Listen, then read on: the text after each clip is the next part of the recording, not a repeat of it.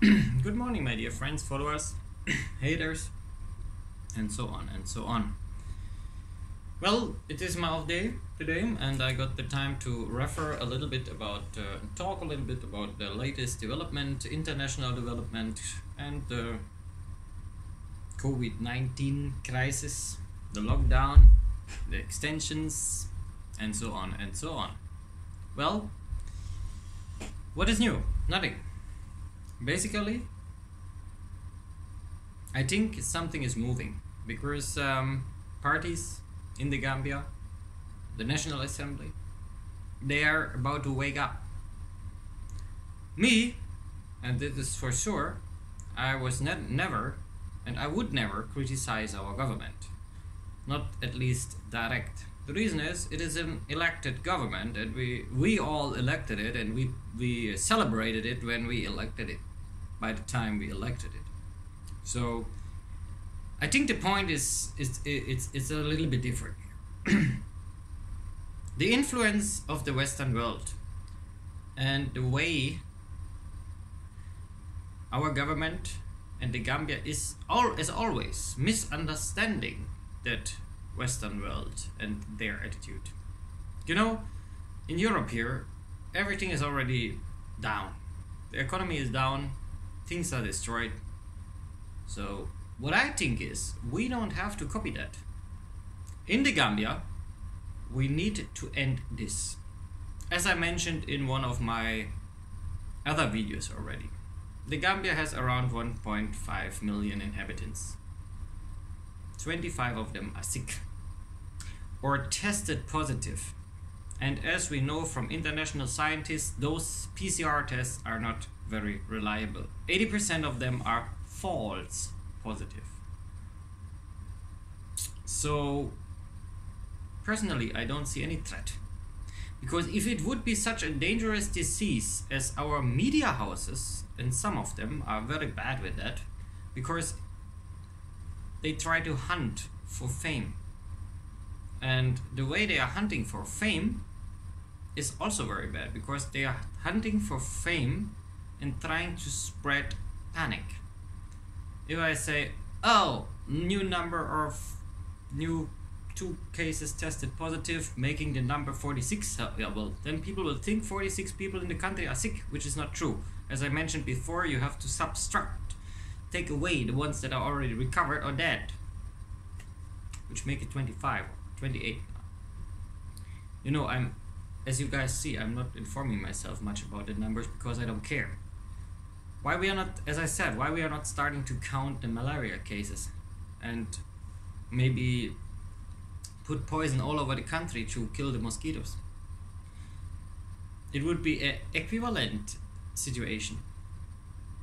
But we are not doing that because the Western world is not doing that. We have to focus on Africa. We have to focus on Gambia. We have to focus on us. We have to stop copying the Western world. That is what I think. Definitely we can be our own. Why we cannot be still our own? I think we've been independent since so many years. Let us be independent. Let us do our own thing and let's see. I mean, this is yeah actually what is happening in the country. If I see the lockdowns and the lockdown procedures and all these laws and regulations that are happening here in Europe and other countries of the Western world, I can say they were strict. In Spain it is now $3,000 if you don't wear a face mask outside of your house. How stupid is that? Even if you are alone on the street, if you don't wear a face mask, $3,000. Boom. That is Spain. Do we have to copy something like that? No, we don't.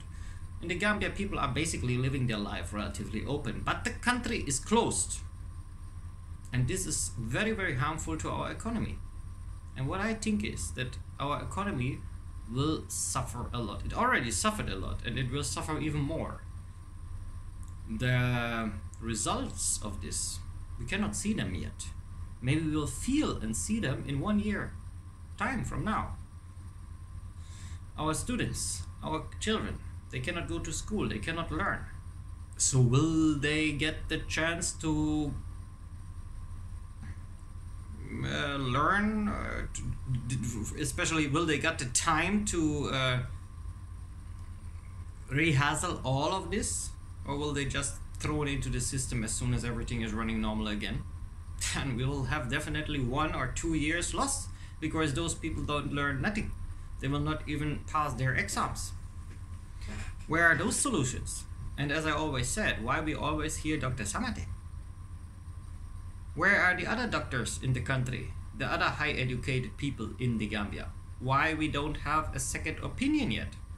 I miss this second opinion of someone else saying, well, let me look a little bit different to this disease.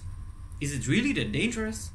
Is it really worth to destroy our economy for 25 people? You know, basically airlines are flying again.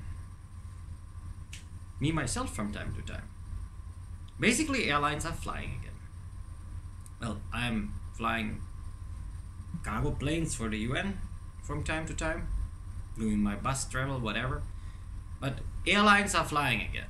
And people want to make holidays, definitely. But they don't want to make holidays with a face mask. So this is the chance for the Gambia to get a lot of new tourists, customers, people that bring in money. Yet there is money there. And I think there is another point. If you see it, Europe is destroying itself with its rules and regulations right now. Well, not bad. Why Gambia has to follow this? We can profit from it. If we open, and we are open for people, tourists and whatever, and other countries don't, we make the profit. That is very easy. Without getting sick. Because I don't see any sickness. I know so many people, but I never heard from anyone that had corona or that went through the process of being under quarantine or whatever. If someone of those people is around, should text me. I would be very interested in talking to someone that already recovered from corona, COVID-19 or whatever you call this stupidness. Well, that is my opinion for today. So we all should think about it, and we all should really try to not destroy our country more as it is already destroyed. We've been fighting so hard to bring this nation up, including me. And I think it's not worth it. We owe our youth a future. So let's give our youth a future, not a destroyed country, because most of the politicians, all old, and yeah, you know, they will die, they will go their way. But our children and our youth, those are the people that will suffer in the future. If we are not reacting now, and it is high time to react, my people. Stay blessed. May the Almighty Allah bless our country, our nation, and all of us with health, success, and giving us the power to do the right decisions now. Thank you very much, and have a blessed day.